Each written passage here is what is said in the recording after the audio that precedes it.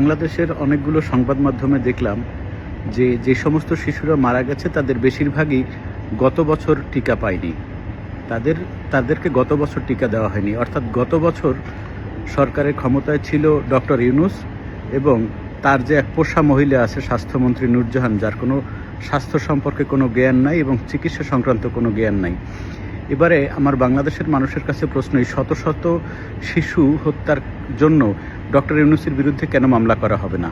এটা একটু আপনারা বলেন। আর যদি আপনাদের তাগত থাকে, যদি হিম্মত থাকে, তাহলে সবাই পথে নামেন এবং ডক্টর ইউনূসকে আজই অ্যারেস্ট করেন এবং এই শত শত শিশু হত্যার কারণে ডক্টর ইউনূস এবং তার যে স্বাস্থ্যমন্ত্রী, তার গ্রামীণ ব্যাংকের ম্যানেজার, যে স্বাস্থ্যমন্ত্রীদেরকে বানানো হয়েছিল লুটপাট করার জন্য, যে 9,000 কোটি টাকা লুটপাট করেছে, তাকে কেন কঠোর বিচারের মুখোমুখি হবে না? এই প্রশ্নটার জবাব একটু আপনারা দিয়ে যাবেন।